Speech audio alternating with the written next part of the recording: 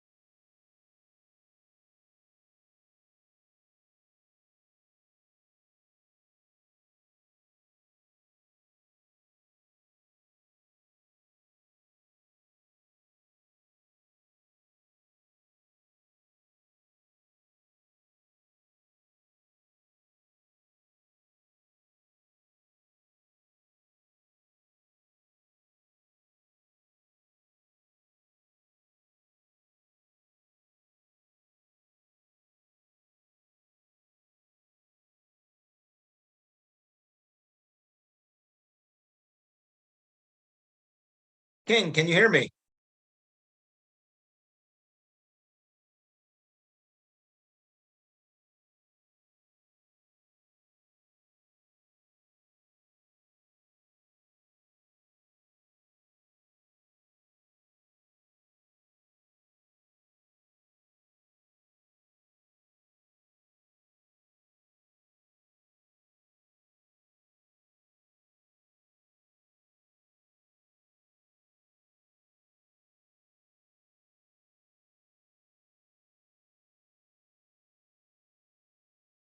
Hello, is anybody there?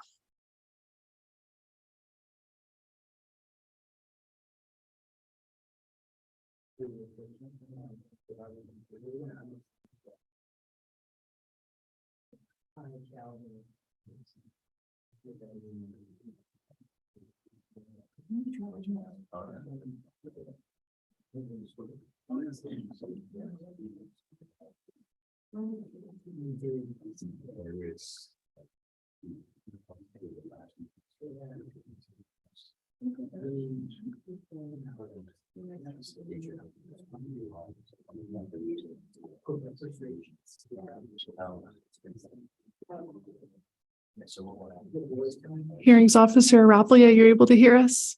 Yes, I can hear you. Can you hear me? Perfect. Yes, we can. Great. Great. It looks like we've got folks settled, so I'll settle here in the room. So I'll just let you kick it off when you're ready. Okay, well, if people are there in the room, I'm ready. We will go on the record now. The time is 6 p.m. This is the hearing for the Deschutes County file numbers 247-23-000149-CU, 150-SP, 151-LR, 152-AD. My name is Alan Rapp-Oyer, and I'm the hearings officer in this matter. Before we turn to the particulars of the hearing, I would like to turn these things over to Mrs. King to describe how the electronic process works. Ms. King. Great. Thank you so much. And I've got my screen PowerPoint shared here on the screen. We should see it coming up here in a minute.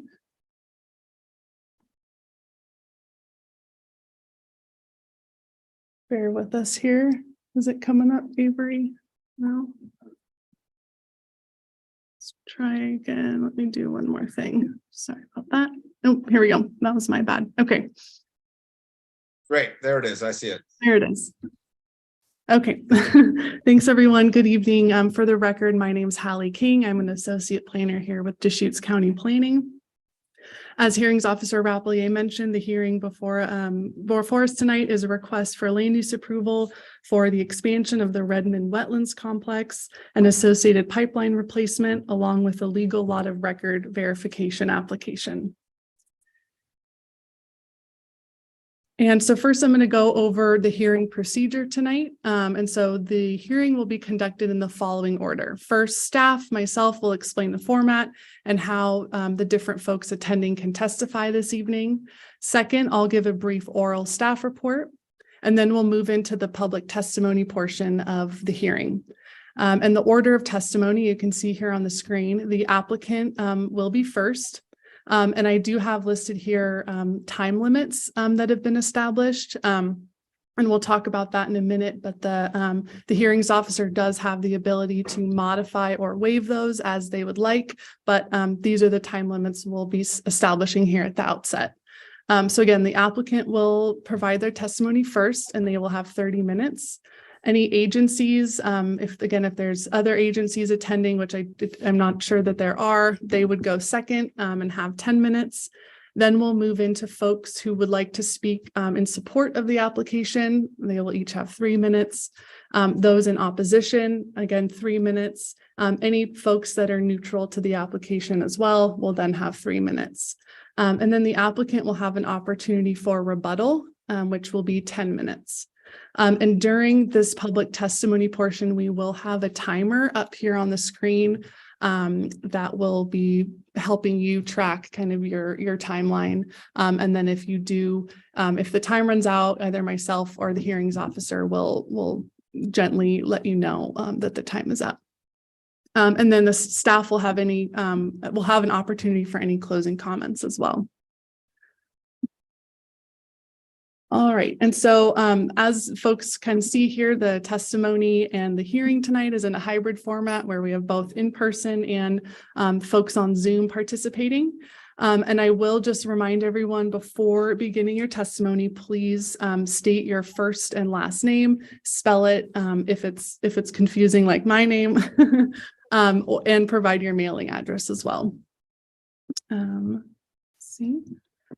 And so for our in-person folks, the order of testimony, we will have those that are in person as part of the public, either support, opposition, or neutral go first. And then we'll go into those attending via Zoom.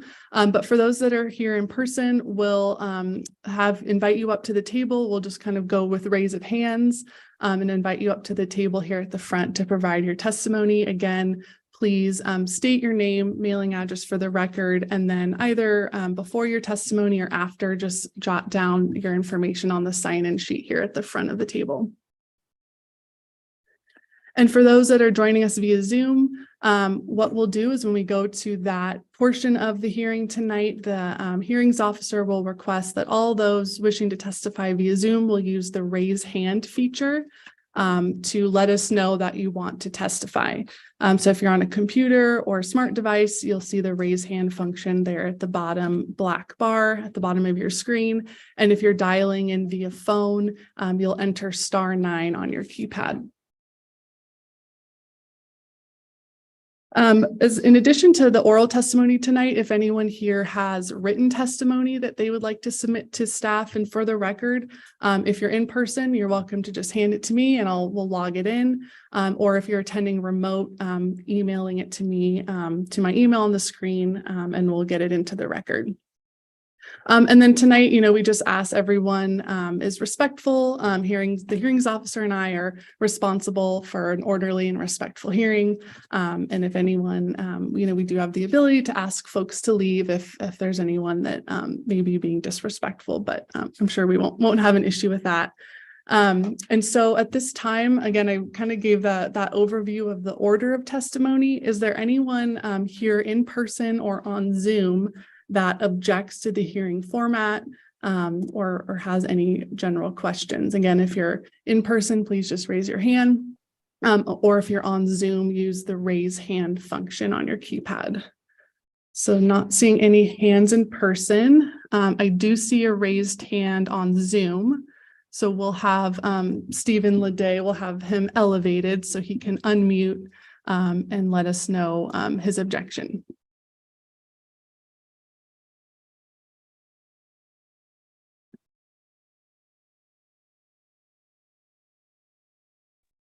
Hi, this is Stephen Leidy. I'm a land use attorney at Miller Nash. I've submitted a couple comment letters on behalf of Doug and Brady Kohlberg, and there seem to be a number of issues to address. And so if this is the appropriate time, I'd like to make a request to speak for an additional 3 minutes, if that would be possible. Mr. Leday, let me finish my presentation, then we'll get to that. Okay. And then when the time comes for opponent testimony, we can address that at that time. How's that sound? That sounds great. Okay, great. I'll definitely consider that. All right, thank you. Yeah. All right. Okay, so we heard that. I'll go ahead, Ms. King. Oh, sorry, I was just going to say no more raised hands on Zoom. So I will turn things over to you, Hearings Officer Rapelier. All right, thank you, Ms. King. As Ms. King described, we are following the normal hearing procedures in the county's code. And I'll provide sufficient opportunity for everyone to participate at the appropriate time. I'd ask for your patience as we make sure we get through each of the steps outlined. This application is being considered through the quasi-judicial process. I will consider only the factual evidence that is in the record and will then apply those facts to any relevant provision of the county's comprehensive plan and land use regulations. The standards and applicable criteria relevant to this hearing were identified to the public notice announcing the hearing. They are also set forth in the staff report. The public notice and the staff report are posted on the county's website. They're also available directly from the staff upon request.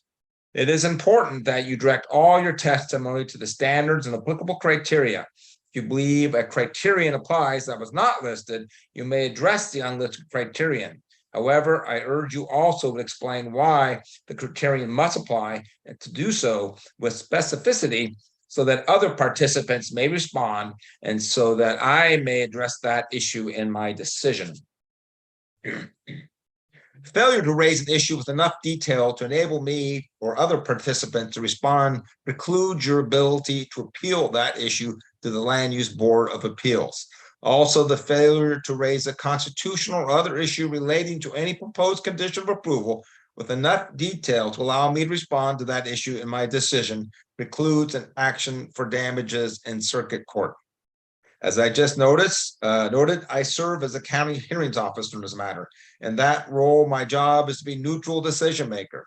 That's why I have a contract with the county to serve in this role. I am obligated to remain impartial, and I do not represent the county's interests or the interests of any other participant.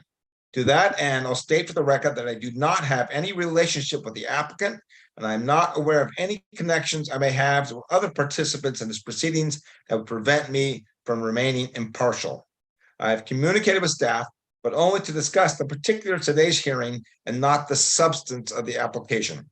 I do not have any ex parte contacts to disclose. It is my obligation to preside over this hearing in an efficient manner.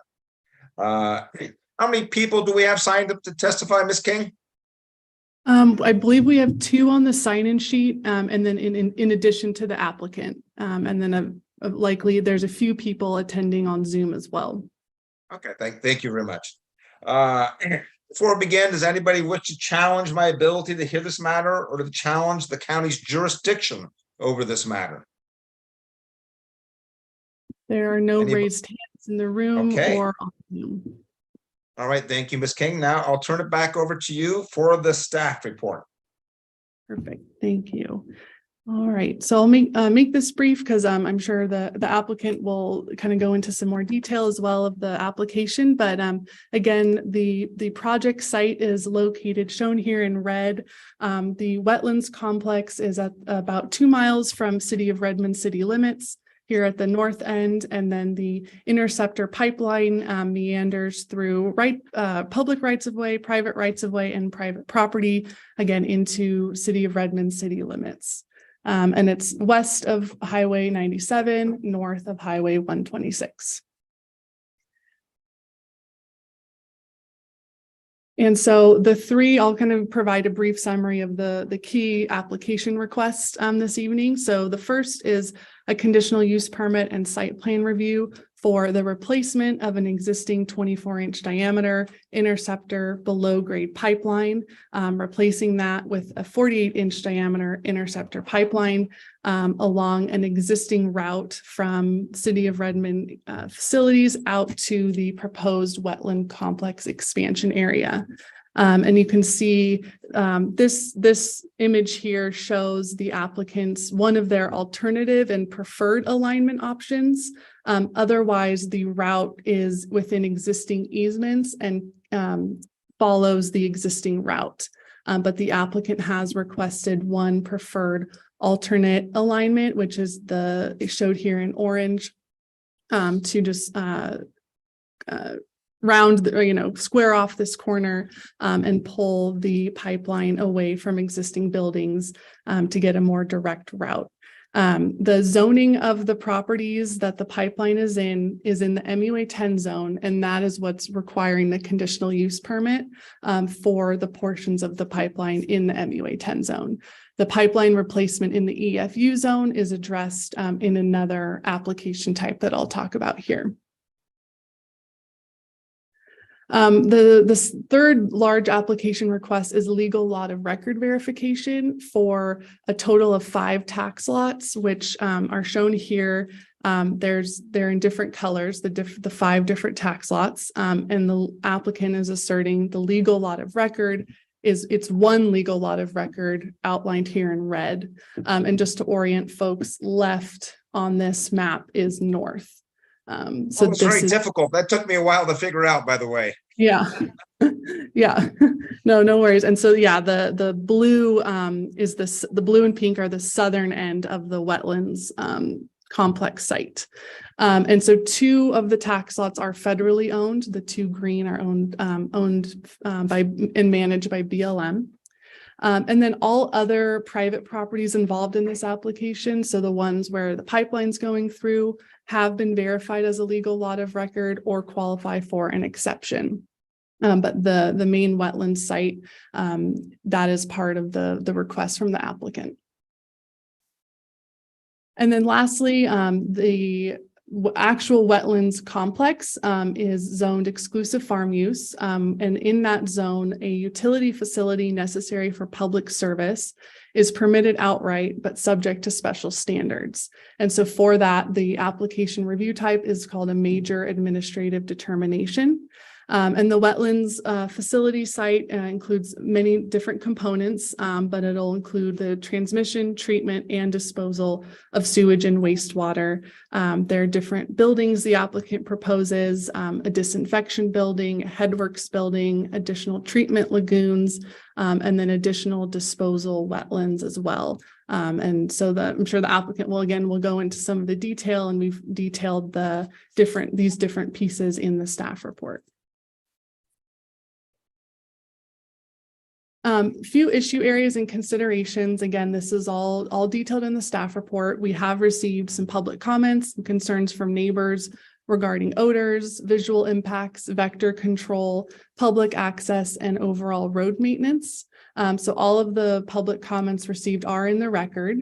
And then staff had some key questions for the hearings officer regarding the legal lot of record status for those 5 tax lots that I had mentioned earlier. So we've got that detailed out in the staff report, but those are some of the key issue areas and considerations.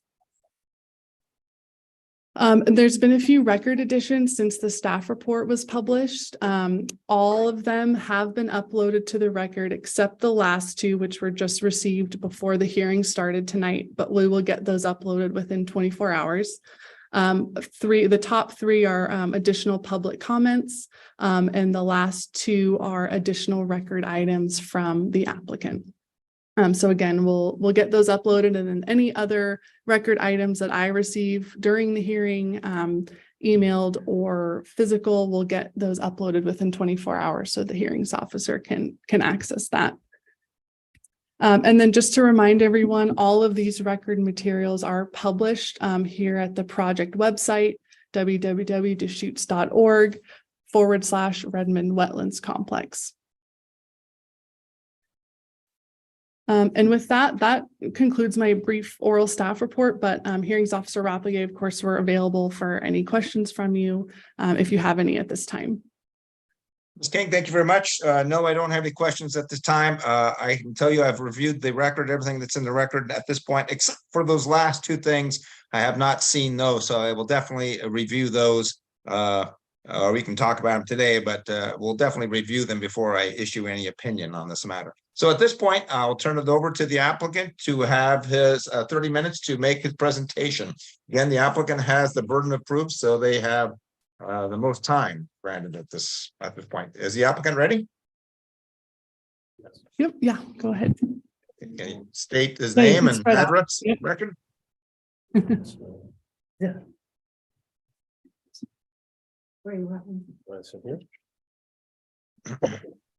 Oh, for the record, that looks like it's Miss Kellington there. I've professionally worked with Miss Kellington over there for many years, but just in a professional regard. So good to see you, Miss Kellington.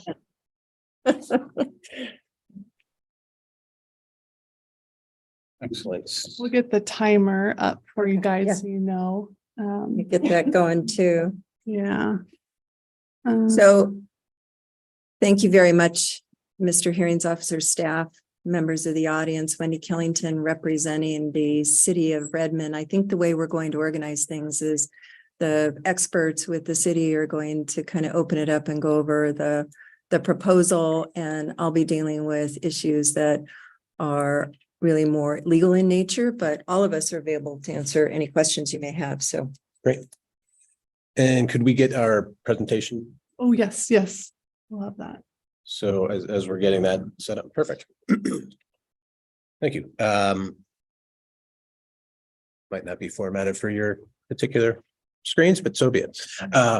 Good evening. My name is John Skidmore. I am the interim public works director for the city of Redmond, joined by our legal counsel, Wendy Kellington. I have our wastewater division manager to my right, Ryan Kirchner, and then we have our engineer, Josh Robertson, behind me, as well as city attorney Keith Lights and assistant city manager John Roberts, in case there are any questions. So we're all here to provide additional detail on the proposed Redmond wetland complex, answer any questions you may have, and explain how the proposal meets both county and county regulation and state statute regarding placing such facilities on EFU land. So Ryan's going to give us a little overview of the existing system. I'll talk a little bit about Redmond's growth and the needs for this facility. Then Ryan's going to provide a bit more information about the specifics of the old facility, the proposed new facility, and then we'll dive into more the legalistic issues throughout the staff report and the county standards and state statutes. So, thank you, John. Again, my name's Ryan Kirchner, wastewater division manager for the city of Redmond. I'm here to kind of cover the existing treatment and disposal facilities. So as you can see in this slides, hearings officer, that most of all of the city of Redmond wastewater flows north to our existing, it's small font on this screen, but our existing treatment facility in the northwest corner of the large red blob. All the wastewater is treated at that site. That's a 30-acre site. And then the water flows from that site through two 24-inch pipelines going further northwest to the irrigation and biosolids disposal site. On this slide, you'll see it as the Redmond Wetlands Complex, but historically it's been called the Biosolids and Irrigation Disposal Site. And at that site, we dispose of treat and dispose of around 832 tons of biosolids, and close to 1 billion gallons of effluent is either utilized as recycled water and irrigates 136-acre hayfields, or is the remaining amount of water is sent further north and infiltrated back into the ground. and we'll cover a little bit more detail on each of those in subsequent slides.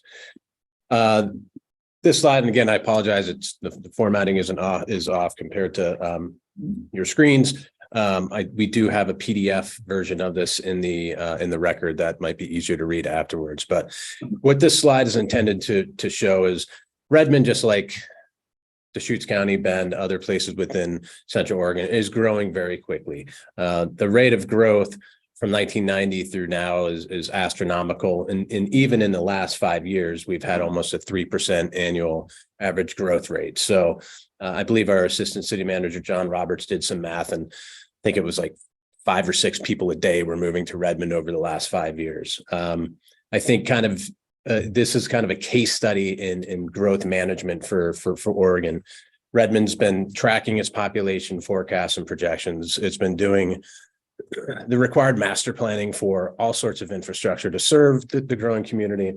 As far back as I believe it's 1984, a facilities plan identified the biosolids and irrigation site as the preferred location for expansion of sewage treatment. More recently, a facilities plan identified the wetland treatment approach as a preferred alternative. And all this is gearing up for what's going to be continued growth for the next 20 plus years, where it's not quite doubling of the population, but it's a fast growing city. It's got a lot of new businesses and a lot of new residents, thereby requiring an increase in capacity for our treatment system, which is the existing system is nearing its design capacity here pretty quickly. And Ryan's going to expand on that, I think, with the next slide. So this is a photo of the current treatment plant site at the north end of the Dry Canyon. This facility was first constructed in 1978 and issued a Department of Environmental Quality permit at that time to operate. The site is located on around 32 acres. As you can see in the photo, it's restricted by canyon walls. When it was first constructed, as you can see in the photo, a lot of residential housing surrounding the site. That wasn't there when it was constructed in 1978. It was pretty far out of town at that time. And obviously the residential growth has surrounded the site. The current design capacity for the plant is 2.8 million or 2.84 million gallons a day. We're currently treating 2.6 million gallons a day. So as John stated, we're getting close to the design capacity of the treatment plant. And the risk with that is not being able to meet the Department of Environmental Quality for the state of Oregon's permitted requirements and ensuring that we're protecting public health and the environment. The total water and our total water in the treatment cells that you can see inside there is around 3.8 million gallons. And why I'm pointing that out is this treatment plant is what's considered a activated sludge treatment plant. It's a package plant. It treats everything in a very short time frame. So we can treat everything in about a day and a half. And because of that, everything's really concentrated and restricted in the site. So those aeration basins that you see at the bottom, those two large circular areas you see at the bottom are extremely concentrated with microorganisms and carbon sources, the food coming in from the community. And so those are around 2,500 parts per million. All the flow that's coming from the city of Redmond is treated at this site. And once it's treated, it runs, two things happen here that go out to the irrigation and biosolids site. All the effluent is conveyed out to the biosolids and irrigation site. And then the 832 tons of biosolids are trucked out to the site for further treatment.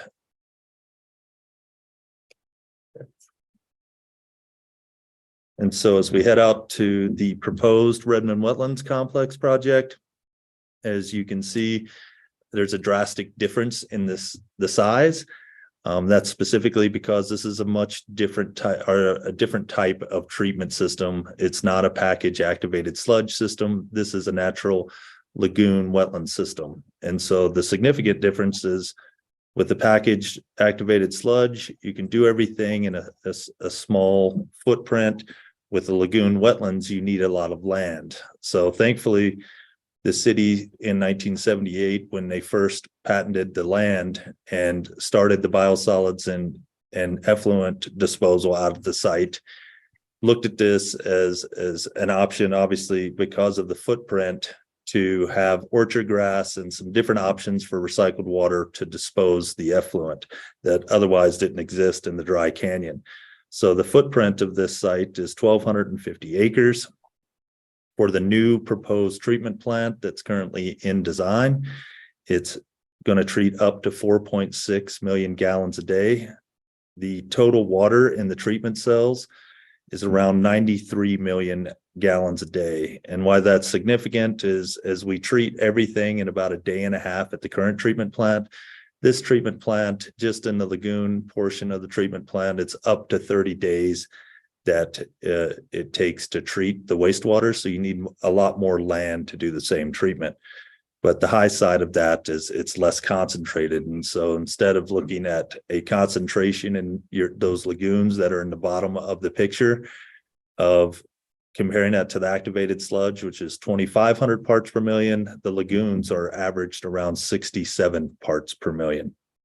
And so the total acreage of treatment system components is, as we talked about earlier, there are support facilities that are on the south east portion. There are lagoons that's doing the heavy treatment. And so that's breaking down the carbon sources. From there, it travels to a disinfection building and then goes into the treatment wetlands, which are the large blue cells going further north on the photo. And then from there, once it goes through the treatment cells, it's either utilized as recycled water that goes back to the hay fields, or the water goes on to the disposal wetlands that are further north for infiltration back into the ground.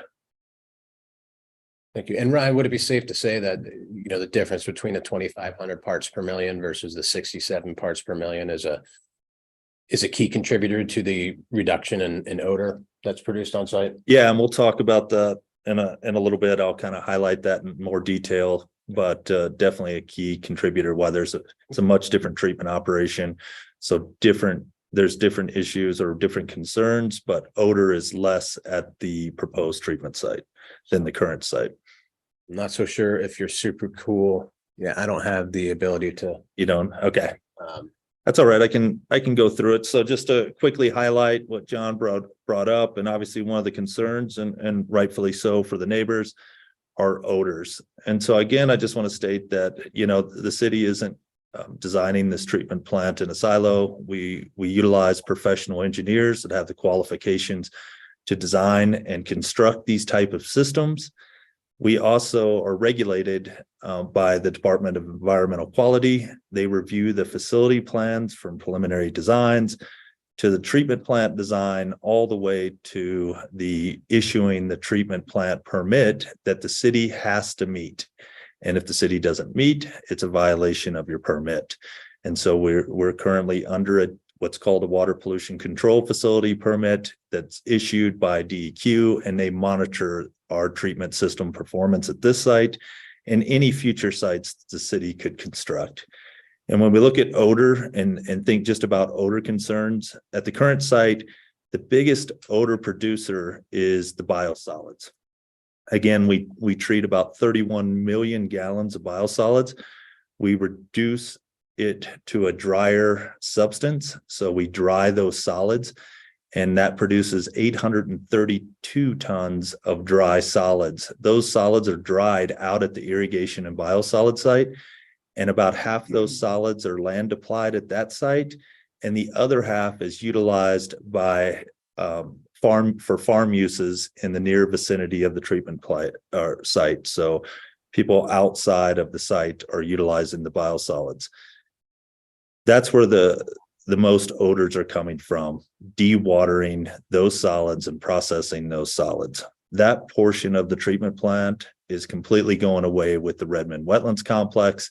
Because it takes a long time to treat, you're able to you have anaerobic digestion that's happening instead of doing everything in a day and a half. And so thankfully we don't have to have the biosolids portion at the proposed site, because those solids are breaking down inside the lagoon cells because of their long detention times. The other portions are the activated sludge, which again, that's 2,500 parts per million at the current site. It goes to 67 parts per million at the proposed site. And there's a water cap, which I'll talk about on the next slide. And then the headworks, there's not a lot of odors coming from the headworks, and it's because they're enclosed and sealed, and there's a lot of engineering that goes into the design focused on odors. Next slide. Yeah, you're probably going to go through. And so it's a much different, the Redmond Wetlands Complex, much different treatment process. Again, where majority of the odors are coming from at the current treatment plant site, and actually currently at the irrigation and biosolids disposal site, are completely going away. So that's the biosolids portion of it. The lagoons, as you can see through this photo, and there's multiple lagoons in for our communities near us, such as the Crooked River wetlands and Sisters. What you can see is it's less concentrated, 67 parts per million. There's a water cap, and a properly operated lagoon should have minimal to no odors.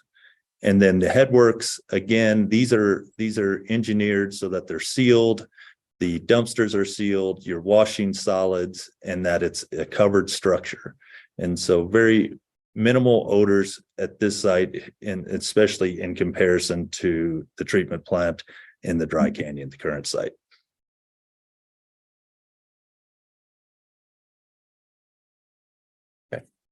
So we'll transition from the operational realities of the two facilities and really move into more the county land use approval criteria as outlined in Deschutes County Code 1816. I believe that's 025.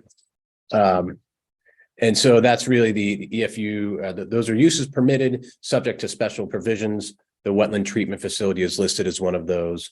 1860-032, I believe it is, are the special conditions that were listed, and those are really the factors for the reasonable alternatives analysis. 1832 is the MUA portion that Ms. King mentioned earlier, related to the site plan for the MUA 10 zone portion of the easement. And then DCC 22.40 is a declaratory ruling, which Wendy will touch on for the lot of record items. So moving on to the alternatives analysis portion, in order to site this facility on EFU land, we're obligated to address a variety of these factors to show that additional or alternative sites have been considered and that there are good reasons for citing this facility on the subject property as it's identified. And so from the technical and engineering feasibility component, number one, the spatial requirements for a wetland treatment facility is much larger than what we have on the north end of the Dry Canyon in Redmond. And the size that we need does kind of limit the ability to find other non-resource lands or urban lands. You just don't really stumble into 1,200 acres all that easily. Further, again, from the technical and engineering feasibility standpoint, we have existing pipelines that are delivering effluent to the property already. And so those pipelines can't really be amended very easily to deliver that wastewater to a different facility. So from that standpoint, it's also somewhat locationally dependent. Again, our biosolids and irrigation site is there. We have the infrastructure in place to deliver it. And we will just be doing a different, I guess, a fuller suite of treatment at that site versus what we are doing currently. Again, the lack of urban and non-resource lands for a 1,200 acre property is not really easy to come by. And from the cost perspective, we do own 640 acres out there already. So just from a public resources perspective and being prudent stewards of the public dollar, finding a different spot, having to get new easements, having to put in new conveyance systems, decommission the existing system and all that. There's definitely a public benefit to consider there as well. Public health and safety, as I've mentioned, and Ryan kind of reiterated, we are coming up against the limits of our design capacity for our existing facilities. So, we're obligated to have a safe functioning sewage treatment facility that meets the requirements of DEQ through our permitting processes. So if I can just break Please. in, so Mr.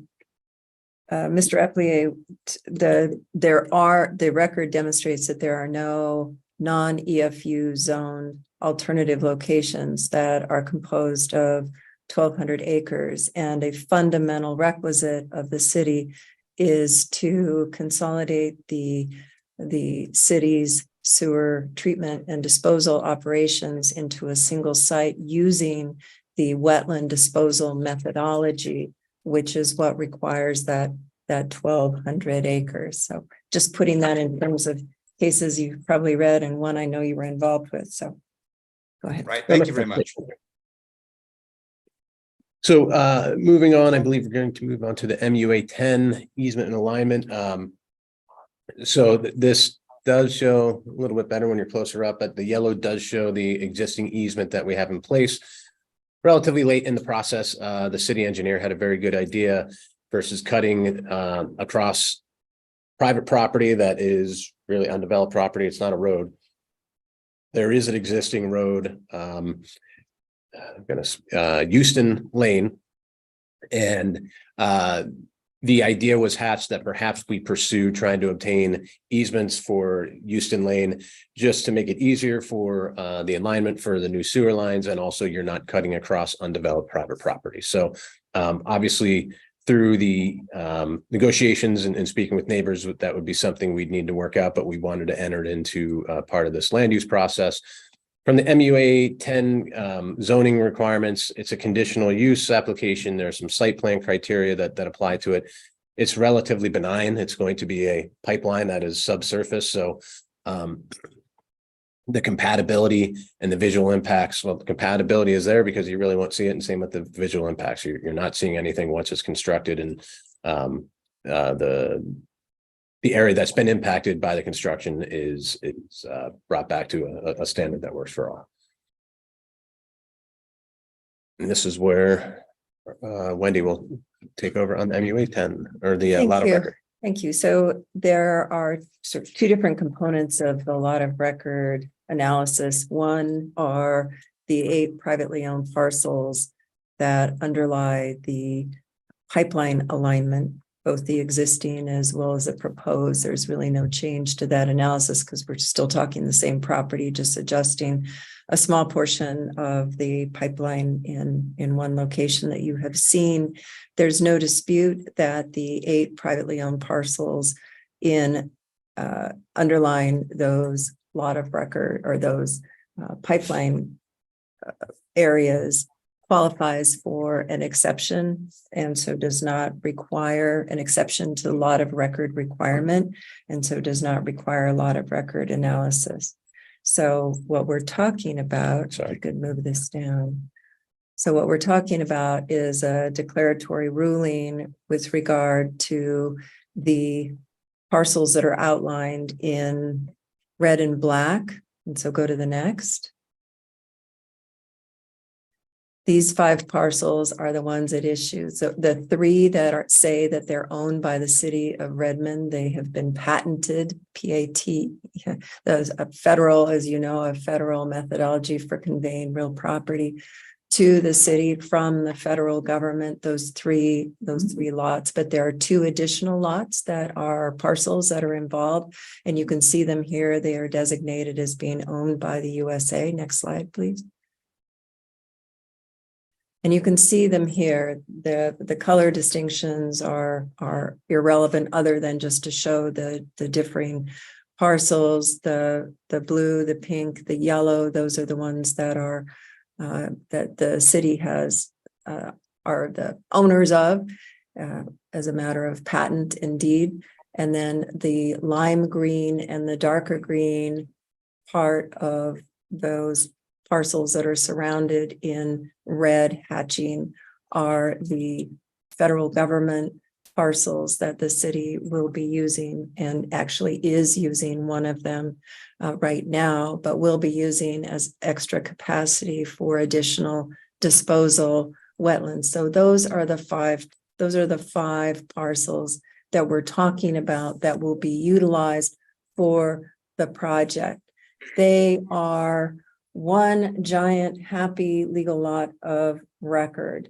They were created, they're a part of a much larger piece that you could see initially. If you go back to the first slide or the one before, where you see a picture where you have not only the 5 independent parcels, but you can see what goes beyond to the left of what we're looking at.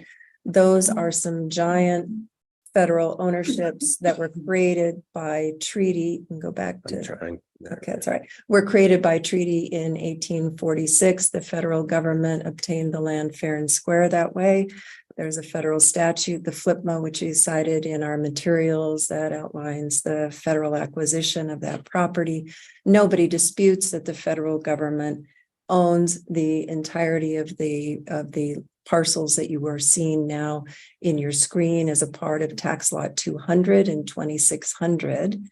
And so if the patent was ineffective to convey to the city the 5 independent parcels that we are talking about, because they did not go through a county partition process in 1981 when the patent occurred, then what are those parcels? Well, they are a part of the parent from which they incompletely then came. So, and I heard you say it took you a while to wrap your head around it. And the point the city is making, and the federal government has signed our application, they're a part of it.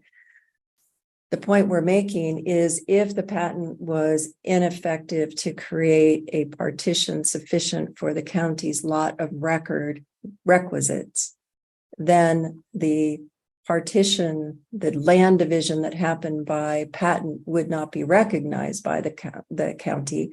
And what you would be left with is the parent parcel, which is tax lot 200 and 2600. One way or the other, you have a legal lot of record, and the city is not, wanting to, create a controversy with the county about the federal right to grant a patent, notwithstanding going through county partitioning requisites. I mean, there's a certain argument, as you're well aware, that you didn't have to go through a county partition process for the federal government to completely and effectively patent property to a sister governmental entity.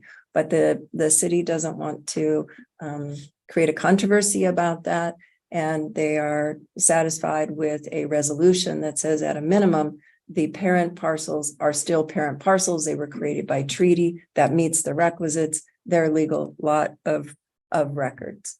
So if that all hurts your head too much, we also, the city does not mind if you wanted to impose a condition of approval that the city obtain partition approval for tax lots 101, 201, 2604 from the parent parcels that would be a legal lot of record prior to the issuance of a building permit. But it really just depends on how you're more comfortable, Mr. Apley, working through this issue. If you prefer the condition of approval methodology, the city doesn't have an objection. If you're comfortable, as I am, that we have a legal lot of record, then we can move on. And that's the end of that. So the other thing if I yes. just interrupt for a second, Ms. Kellington, I have a number of questions, but since we're on this one, I will, I guess, follow up. I've never heard of doing a partition on federal land. I can't remember seeing that in any of the case law. In your legal opinion, has there been federal partitions going through county surveyors and county planning's office of federal land? Never seen it. I've never seen it either in my 30 plus years. So that's sort of strange. So, okay. And just to clarify, the BLM land, is that these other parcels, is that going to be leased or owned by the city? I thought I saw it was leased. Leased. Okay, so Yeah. it just can be leased. So there's going to be those parcels that are patented or owned by the city, and then parcels that are leased. And one of your arguments is that just one big lot of record. Yes. Okay, all right. I think I understand. I think that's unassailable because it has to be legal at some level. And if you go back to the treaty, that works too. There's all different ways of doing it. I've worked with the federal government over the years, and they're not too respectful of local county land use laws and planning requirements. So I can tell you that much. I agree with you. The other thing I wanted to mention before we leave the sort of the legalistic side of the house is that a particular lawyer has requested a variety of conditions of approval be imposed, and the city has to object to those, as I'm sure you understand. As you know, ORS 215-275 subsection 5, which is the authority for this kind of a program that we're talking about today, which the county's code implements, states has a particular limitation on the kinds of conditions of approval that can be imposed. And, they're supposed to be ones that are designed to mitigate and minimize adverse impacts to accepted farming practices or adverse impacts to the significant increases in the cost of accepted farming practices. None of the proposed conditions of approval, of course, have anything to do with any of that. And so they simply can't be allowed by state statute. And the argument that, well, these DLCD's 660-33, 130 administrative rules has sort of a catch-all that says, and you can impose, conditions of approval subject to other provisions of law. I think we have our other provisions of law that specifically would not allow those conditions. So the city would object to those. Thank you. Okay. Then I'll just wrap us up in the minute and 20 seconds that we have left here. One of the other items that we were required to address is ORS 215-296, kind of piggybacking off of what Wendy was just saying in terms of impacts to accepted farm practices or increasing the cost of accepted farm practices on surrounding properties devoted to farm use. The proposed Redmond wetland complex is not an urban use that is going to be impacting those types of uses. Number one, we have a 130 acre some odd productive farm that's been in operations and is generating how many tons per year of orchard grass? 800. A lot of the operational characteristics on the wetland facility are similar to what you see on a farm. You've got some heavy equipment, machinery, you've got some traffic coming and going, an occasional truck, but you're not having residents, you're not having urban level of traffic. It's really, it's not an urban use. It's a very compatible use with farm use. And what we were discussing earlier today, not only do we have water to irrigate the city's farm, but in the future, we will have a lot of water, and nearby farms that may be in need of irrigation water could approach us and request access to that water. So that's definitely something that we can do. And I think we're contributing to farm use in the area. We're definitely not detracting from it. So with that, that's just a summary slide, but we'll take questions from here. And there's a picture of our orchard grass farm. Great. Thank you very much for your presentation. I just have a few questions. One is just definitional. I've seen in your application materials the term polishing. I've never seen that before. What's that mean? It's the heavy treatment that we're talking about is happening in the lagoons. And they use the word polishing for the treatment wetlands because it's obviously it's not doing the heavy lift as far as breaking down the organics. But the polishing that is happening is further removal of nutrients, further removal of potential metals before it actually is going on to the disposal wetlands. So it's a minor polishing of actually the treatment effluent before it goes on to effluent recharge, groundwater, or infiltration, or utilized as recycled water on the hay fields. Okay, great. Thank you very much. So you answered a bunch of my questions just in your presentation. So the biosolids are going to be pretty much eliminated, I understand. So are those not going to be, then you're not going to be applying those onto those fields for the orchard grass anymore? Or what are those fields going to be using effluent water, but not biosolids? Correct. So what if the Redmond Wetlands Complex is constructed and once it's operational, we currently use around 250 million gallons a year to apply for the 136 acres of orchard grass, and about 50%, so around 400 tons of biosolids are applied to the orchard grass. Once the biosolid operation ends, once we move out to the site, then we'd still continue to use the effluent to irrigate the orchard grass, but no longer would have the need, obviously, to apply biosolids. And when the city first built, and patented the land, obviously that was the benefit, is that they could land apply those biosolids and get rid of them. That's why they needed it. They needed it for treatment of the biosolids and disposal of the biosolids. And now that that's going away, they still need those fields for utilizing for effluent recycled water to irrigate those fields. Right, that's what I understood as well. So you mentioned that the biosolids were a big component of the odor in your existing facility. Were they creating odor problems when you applied them on the fields? Yes. So without using those in the fields, there should be less odor created from those fields that will no longer have the biosolids on them. Yes. Okay, thank you.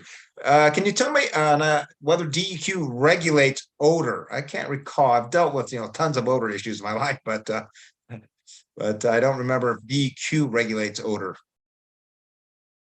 I am not aware. I don't know if Josh has any experience, but I am not aware of Department of Environmental Quality regulating treatment plant odor. But I could say this as far as the design, that we factored odor into our design, and each component we evaluated, ensuring that trying to minimize any type of odor that could be produced by the site. Obviously, it was a win by removing the biosolids, but when you look at the headworks, when you look at the type of treatment when we're doing, odor could happen if the lagoons potentially go septic, but a properly operated lagoon produces minimal to nominal to no odor.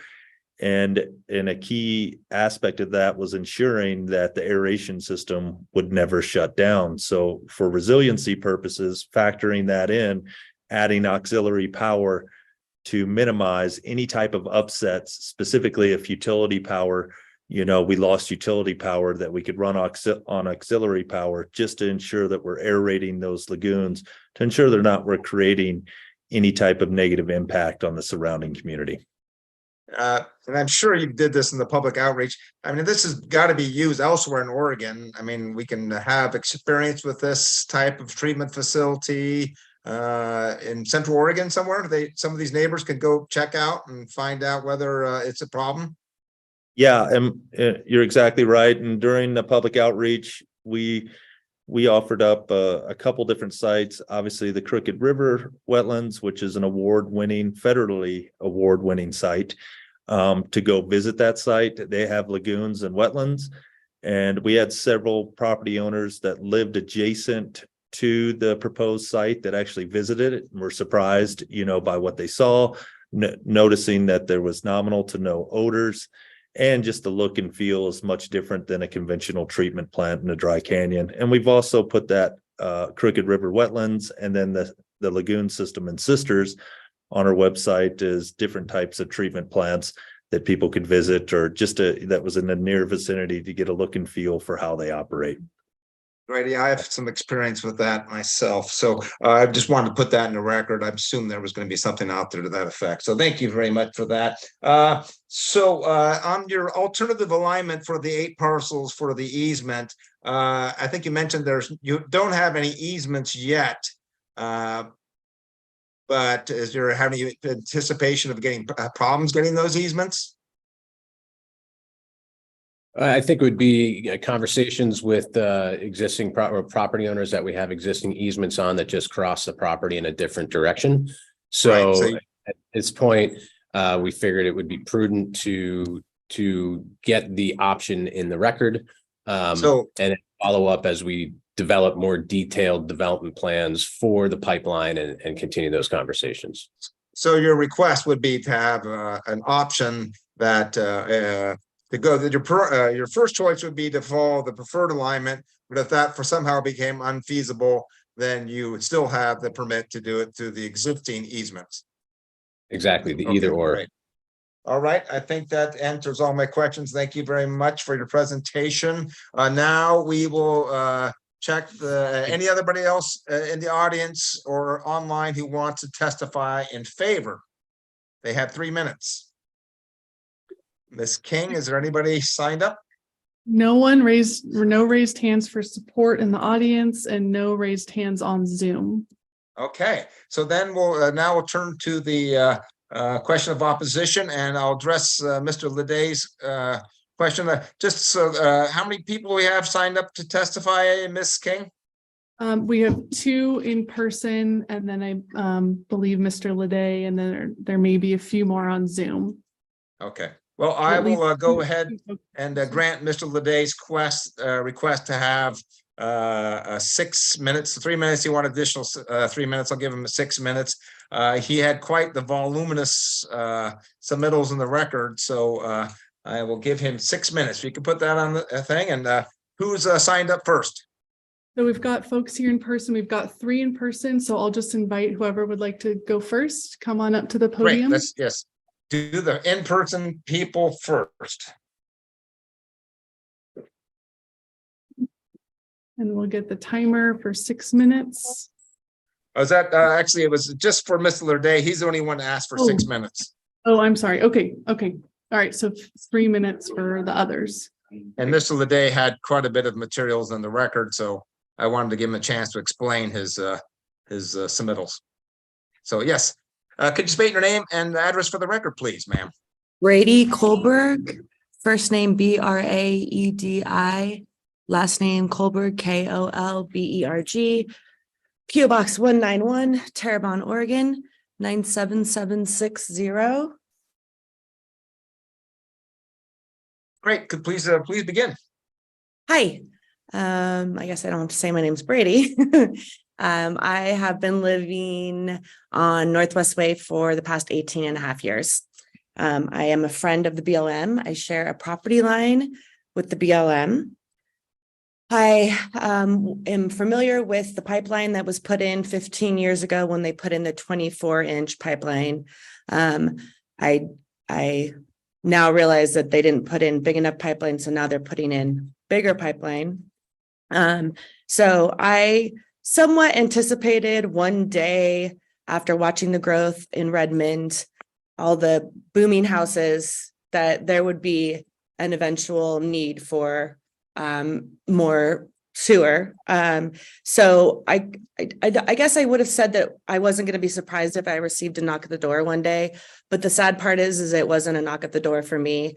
It was actually boring a couple of gentlemen in backhoes, boring holes, test holes 50 feet off my property line at the height of fire season in August.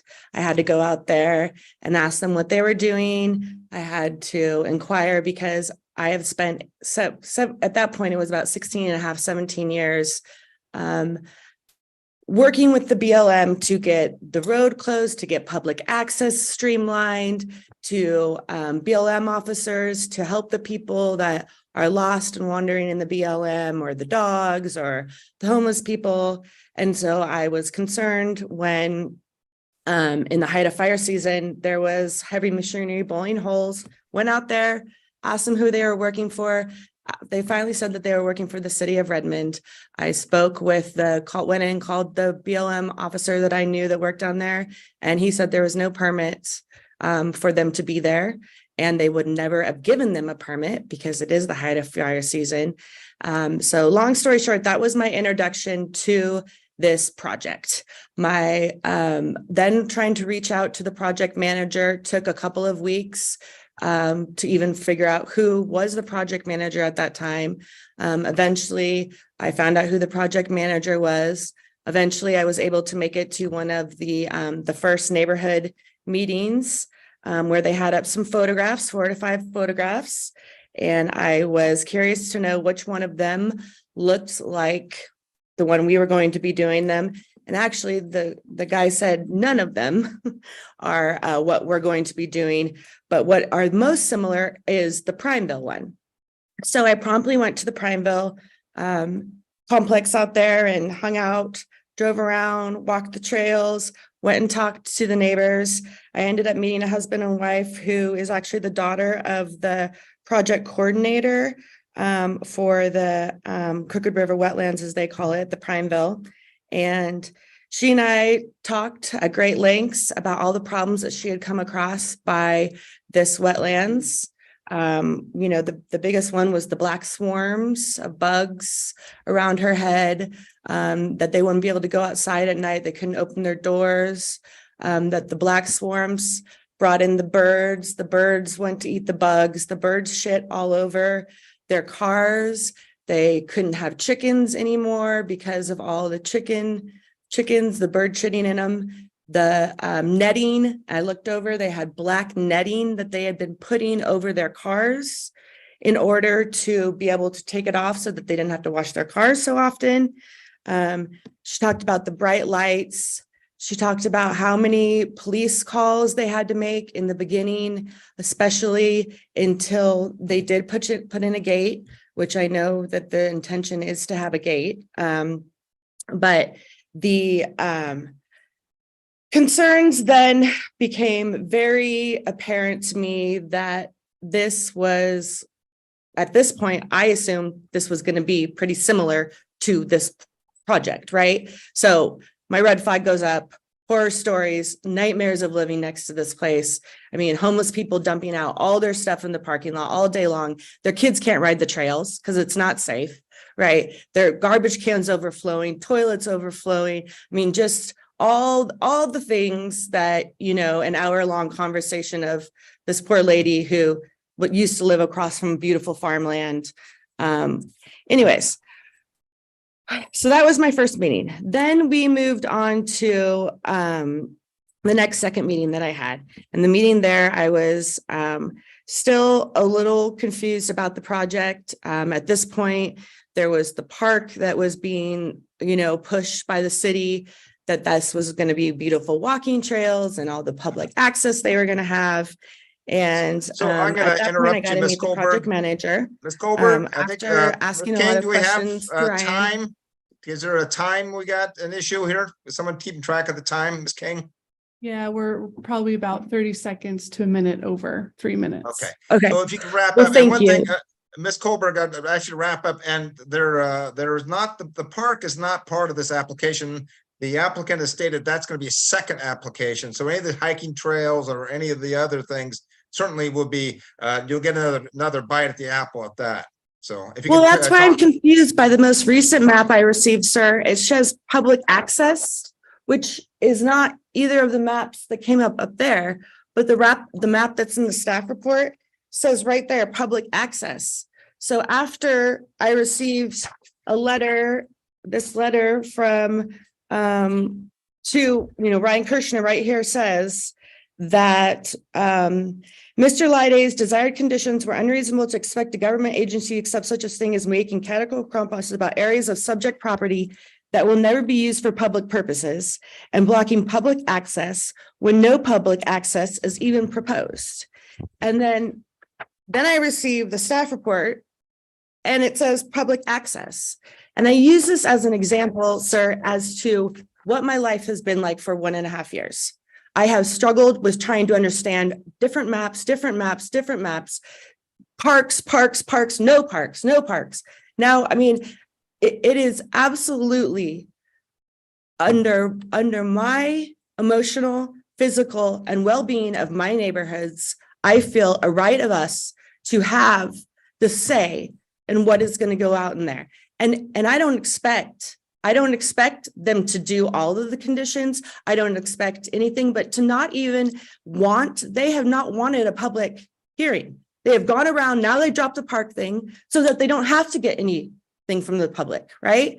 There's the conditions of approval. She said the conditions of approval in Prineville are they check their water every two times a year. They check their water. And you know what? If they get a bad test, they're going to do a filtration system. Your time limit's up.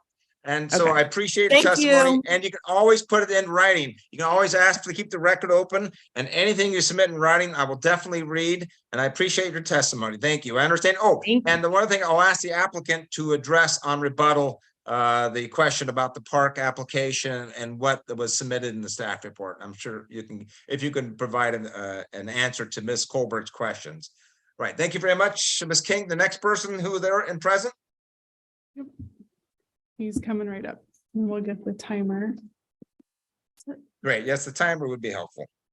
Yeah, and it does disappear, unfortunately, when the time is up, but I can let you know. Okay, thank you. Yep. And your name and address for the record, please. Doug Kolberg, Kolberg. I'm Brady's father. Okay, great. Say the and same you heard my address. daughter testify. She's probably the most impacted property by this project. For 50 years, I've been self-employed, done a lot of development in Central Oregon. I've watched Brady work with the BLM and to try to solve all the problems that happen on vacant land that's owned by the government. Here are some of the major concerns I have. First thing about the administrative decision for this bigger project and all the things that are involved in this project. I think it is ridiculous that the county would allow that the public doesn't get to have input into that decision. Second thing is, throughout the process, everybody in newspaper articles and public mailings, the city has tried to divert attention from the important issues of this project. The next thing is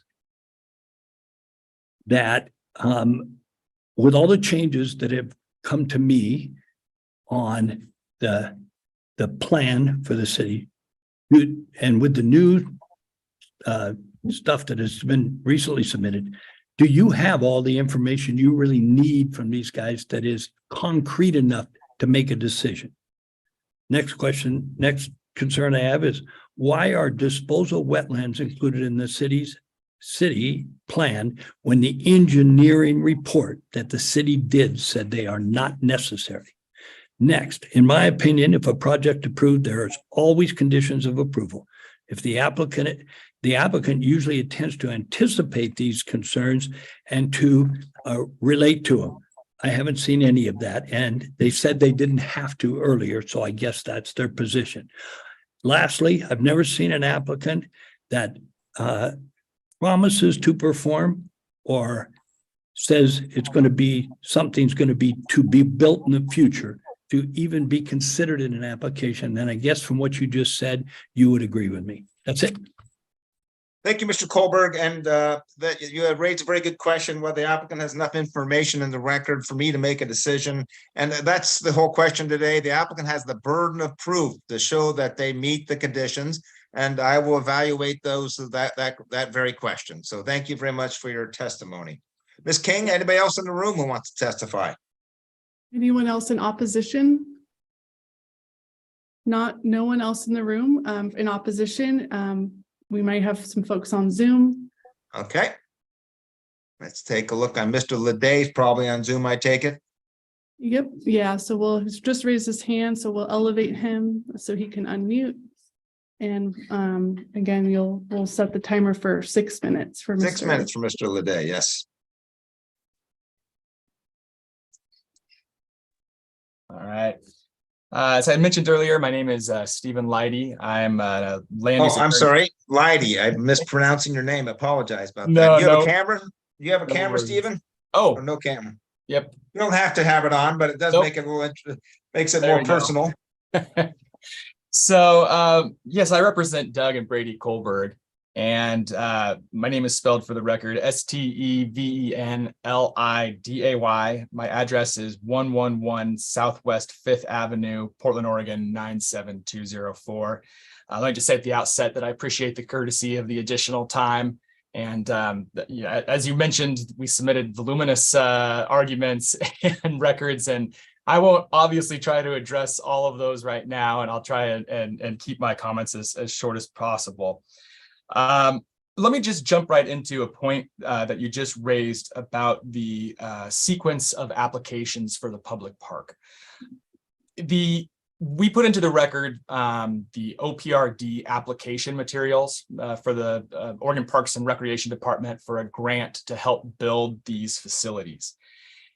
And in that application materials, the city explained that it isn't as though they're building the wetland facilities and then, geez, they're going to add these other, improvements on top of it. They're one and the same. They're going to be built under the same contract. The trails are going to be part of the grading facilities or the grading plan, the parking lots. All of that is part of the plans that have been submitted. And if you look at the plans, as we detail in the letter, you can see where the facilities are still shown, the restrooms, the parking lots. And so, the way that land use works is, as you know, is that you apply for you submit the applications before you build the improvements, not when you want to start the use. And that's why the city originally told the OPRD that they were going to request approval, site plan review approval, and conditional use approval at the same time that they sought approval for the wastewater treatment facilities themselves.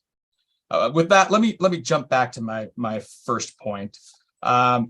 Well, actually, before I do that, let me point out what's not in dispute after hearing the testimony.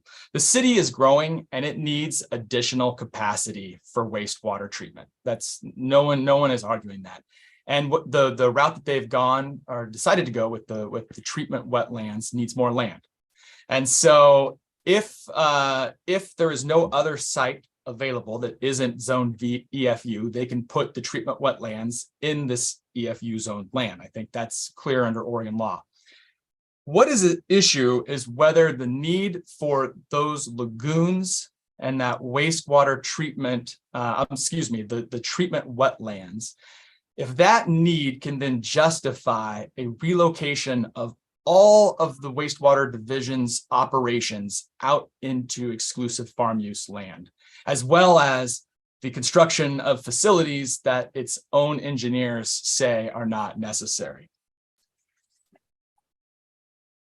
The city attempts to sidestep the state law restrictions, limiting the utility facilities in EFU land to only those necessary for public service by embellishing a bit the operations that are already occurring on the site, as well as conflating all of the different components of the proposed improvements. We outline those in our comment letters. I don't need to do so here because ultimately they don't matter. The state law is clear that each individual component of a utility facility or a sewer system has to be evaluated for compliance with those state law restrictions. Luba pointed this out in the opinion City of Albany v. Lynn County, where it said, a utility facility permitted under Oregon statute may have multiple components that require separate analysis and justification. Then later in the paragraph, in other words, justification for citing one component of utility facility in an EFU zone does not necessarily justify citing other components in that zone.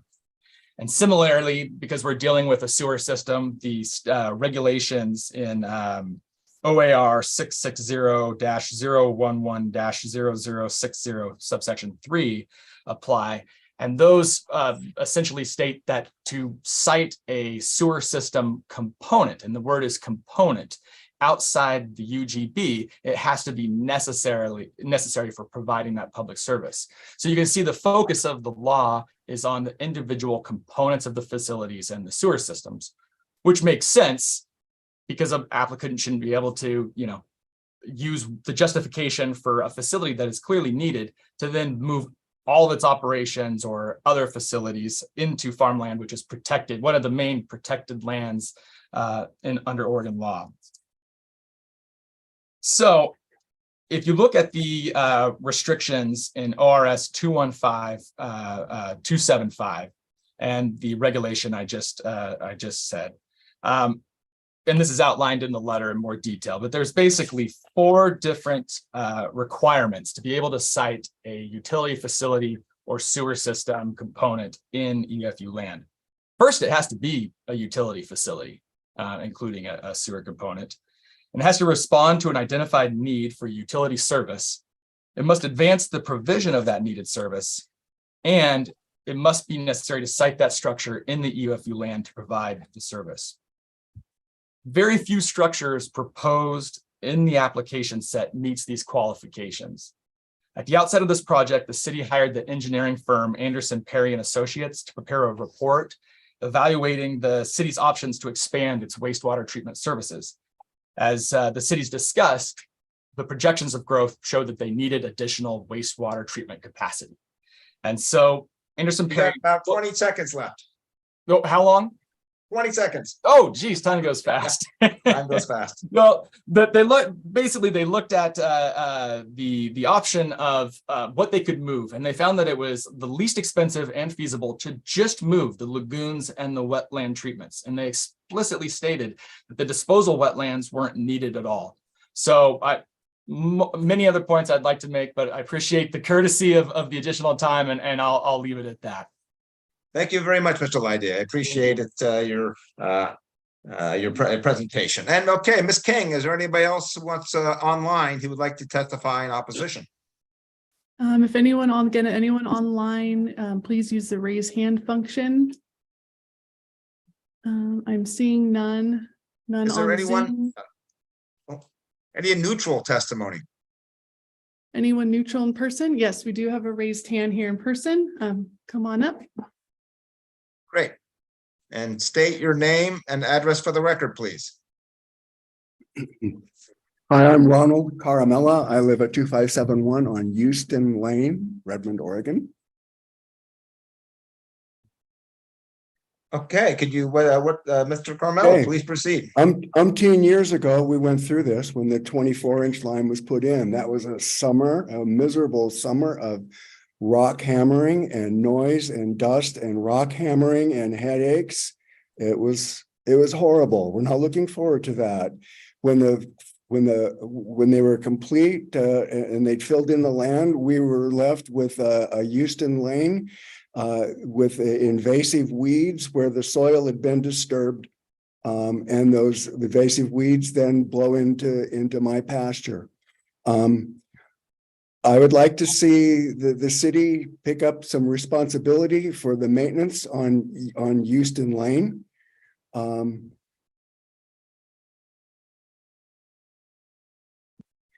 Perhaps, paving it or whatever, weed maintenance. I go in and I mow the weeds down personally, but I've not been able to do that recently because of the sinkholes that have appeared where the fill in over the previous pipeline occurred. My tractor won't go through the sinkholes. The manhole covers protrude above grade. And so we can't even grade our own road without the liability of damaging the manhole covers. So I'd like to see the city pick up some responsibility for maintenance on our road. What we're doing is we're subsidizing growth. We're subsidizing it with our health, breathing all the dust, our well-being with the noise, and our tranquil country life that's being compromised.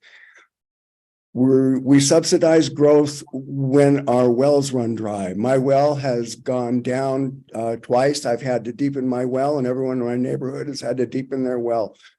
So I'm thinking if they're going to put in this pipeline that goes right down our lane and right by our houses out to a treatment facility where there's going to be offices or whatever, whatever they put out there, they're going to need a water line out there. And if they haven't just already put in the design a water line that can go down through the ditch that they're going to dig, they might consider that and then allow people along the route to have access to city water when our wells run dry.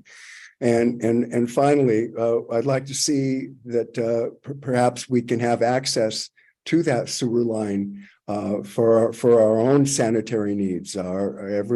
Eventually our septic systems will run dry, but we just like to see the city step it up and we're getting all the headaches, but very little of the benefit from this project. I appreciate your comments, Mr. Carmelo, and perhaps the city can respond if they have some issues on rebuttal. One thing I can tell you that there is limited, if you're outside the urban growth boundary, there's a limited access to city sewer and water based on state law. So that's something that certainly can be addressed, and I'll let the applicants talk about that if they have a chance in rebuttal. So thank you very much. Ms. King, is there anybody else in the room or online that would like to testify tonight? No hands in the room. Again, anyone on Zoom that is neutral. I will also note, Hearings Officer Rapplier, we didn't mention agencies other than the applicant. So again, I don't think anyone's in the room, but if there's anyone on Zoom that's a public agency, please raise your hand if you'd like to testify. And I am not seeing any raised hands. Great. I'm glad you caught that, Ms. King. Thank you. Okay, then I guess we're back to the applicant's rebuttal, please.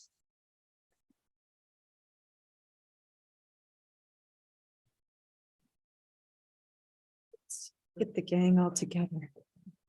Okay. Wendy Kellington representing the city. Couple of things I'll lead off. The application is only for the facility that we've been talking about. The decision will only approve or deny the facility we've been talking about. There is no proposal for a public park or public access or public facilities here. While the city fully intends to apply later, it's mission critical for the city to move forward and get these new facilities in. As you could see, they're running out of space, and it's going to be a problem soon.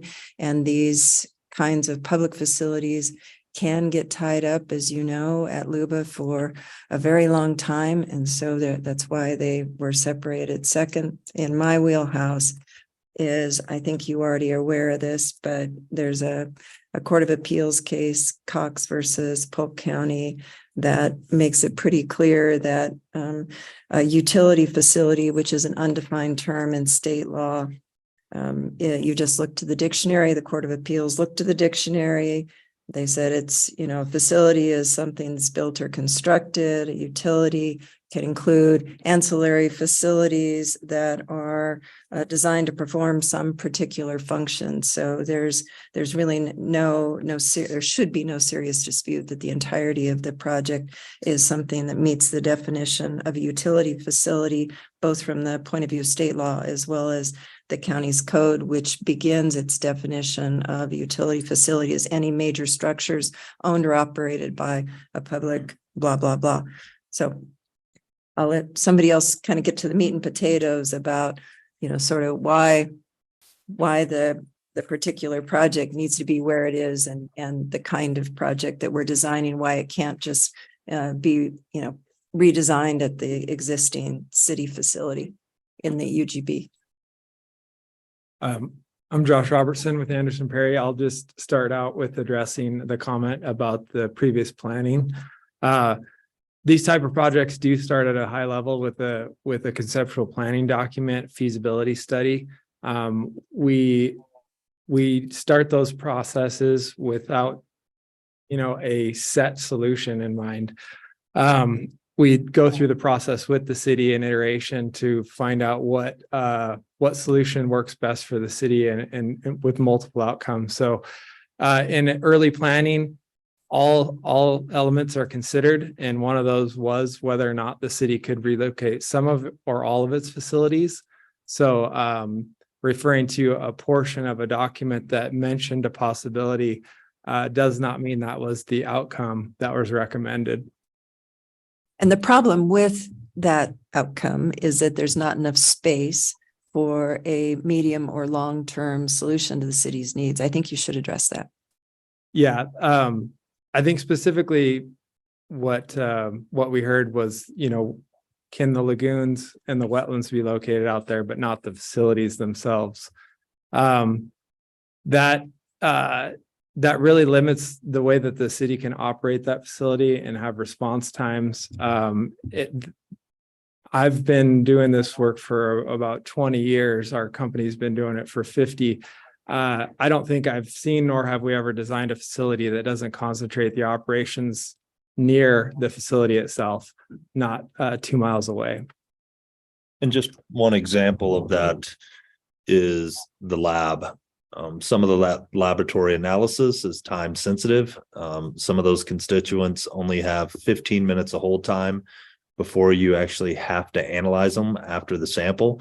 And so that's why traditionally at all the facilities that I've worked at my 20 plus years, there is a lab and there is staff housed near the treatment system operations with the support facilities to facilitate the lab analysis, to meet the permit requirements, to ensure that we're monitoring our systems per Department of Environmental Quality's permit requirements, but then also ensure that we are being prudent with our testing, and as far as the testing that has very short hold times, that we're fulfilling those requirements. If we position that lab 30 minutes away, there wouldn't be that possibility, or even an additional 15 minutes away, we would run out of the hold times. And another component of that system to highlight is this is controlled partially by PLCs. So there are parts of this system that there are PLCs that operate that system.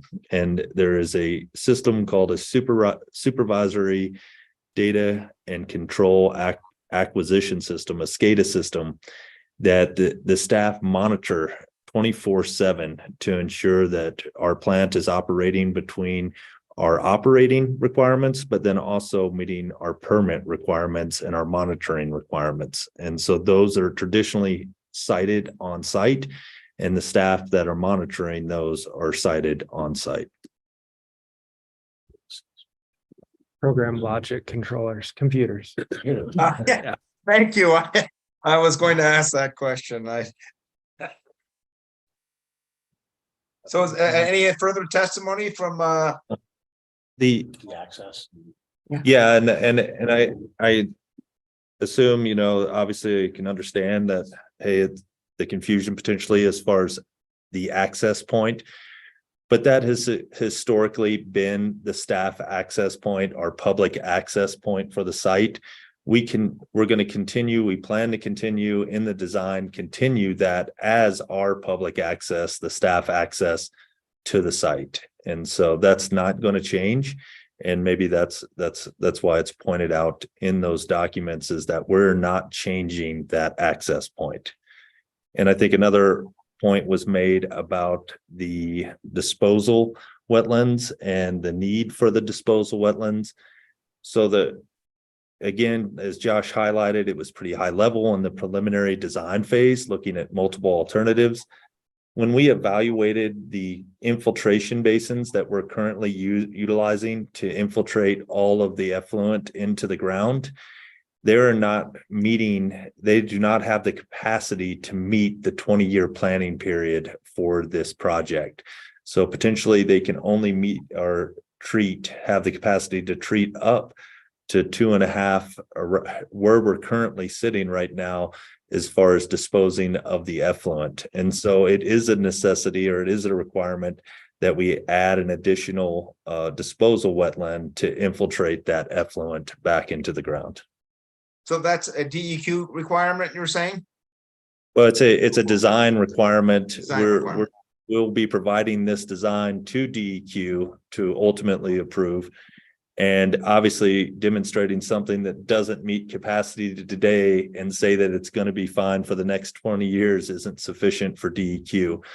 And the reason we chose a disposal wetland instead of an infiltration basin that we currently have is because of the topography, because all the flow is gravity. So we do not have to use pumps for the flow to travel through the entire treatment system, from the headworks to the lagoons, to the disinfection, to the treatment wetlands, to the disposal.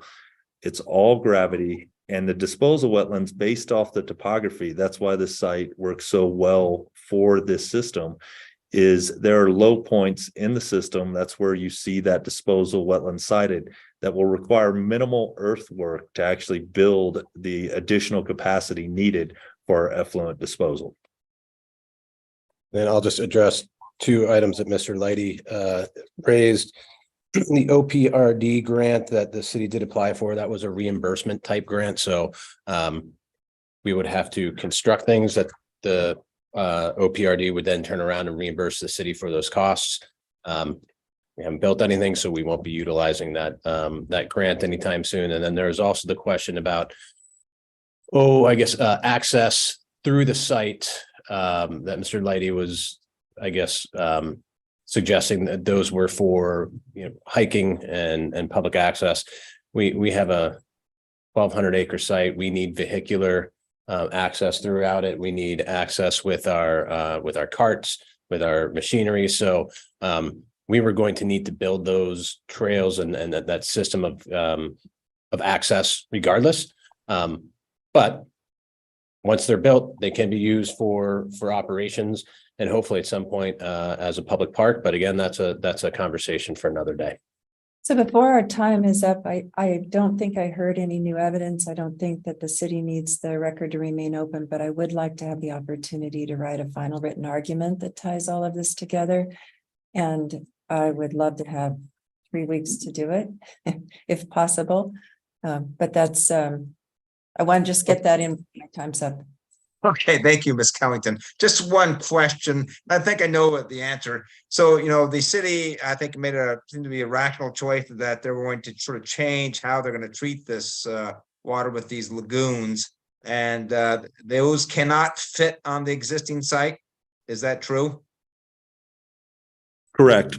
We have, there would be currently with lagoons, 36 acres, just the lagoon portion of the proposed project would be over the current site land that's available. So we only have around 30 acres at the current site. All right, thank you very much. Only one other comment. Mr. Carmelo made some concerns about the road and the rock hammering. I understand that's all over Central Oregon, but I know it's not part of the application about what's going to go on the road, but I was perhaps they could have a conversation with him about the future of that road. I think, you know, it seems like this, perhaps maybe the subsequent application for the park district, maybe that where the impacts to that road would probably need to be addressed, but you may consider that a little sooner too. So, okay, Ms. King, is there any request to keep this record open? The applicant does not request to keep it open. Does anybody else like to keep this record open? I do see Mr.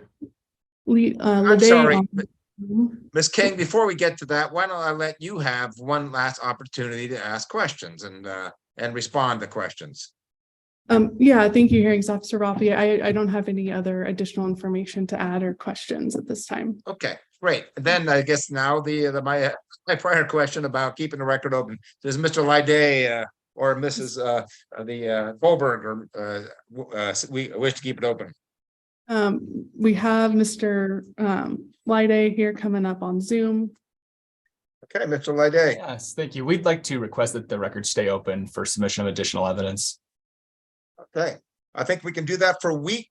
And so I think I'll turn it over to Ms. King. Perhaps she can lay out, hopefully Ms. Pellington wanted to have the 3 weeks, and it seems like we could probably do that if we do it the standard process. So Ms. King, can you lay out a proposed schedule? Sure, yeah. So it sounds like, so we do need to leave the record open for a minimum of 14 days. So if Hearings Officer Rapi, I'll defer to you. Okay. If typically So folk do a 7, 7, and 7. Let's do the for- 7, 7, 7 if we could, please. Okay, great. So let me get my slide up here to show everyone those dates. Bear with me a second. So the first, so I've got the dates here. So the first 7 is for new evidence and testimony. Let me move that.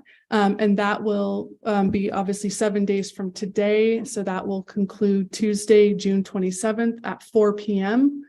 All record items need to be received by the county's email server if submitted by email or in person by 4 p.m. And then the second open record is rebuttal. So again, that's rebutting any of the new evidence and testimony. And that'll end, it's a little different because of the 4th of July holiday. So that will end on Wednesday, July 5th at 4 p.m. And then final legal argument, which is for the applicant only, will conclude Wednesday, July 12th at 4 p.m. So Ms. Kellington, that's your time. That's your final legal argument. And again, the July 5th is rebuttal testimony only, no new evidence at that time. I think the parties understand that. Okay, is there anything further, Ms. King? Just one more quick slide just to show everyone who, again, is not familiar with the process. During this open record, all submittals should be sent to myself, again, via email here on the screen, or you can bring written materials, hand delivered to the Community Development Department, which is just across the street at 117 Northwest Lafayette. But again, must be received by 4 p.m. And then we aren't able to retrieve information from like a website link or a cloud storage service. So like a Dropbox. So please just attach items as a PDF to an email. And then again, written submittals or any mailed submittals would be directed to myself at Community Development. Again, 4 o'clock on the day of the deadline. I'll put those deadlines back on the screen. And that's kind of describes that open record process. All right, thank you very much. And I'm sure the attorneys involved here know that 4 p.m. means 4 p.m., not 4:01. So anyway, I wanted to thank staff for their excellent professional presentation and your technical staff as well. Thank you very much. The applicant, I appreciate your presentation, and all the opponents, Mr. Lyday and the opponents here. Thank you for your courtesies. and for your providing information that addresses the criteria that'll help me focus on these issues. So at that, I'm closing the hearing and I wish you all a good evening. Thank you. Thank you. Good night.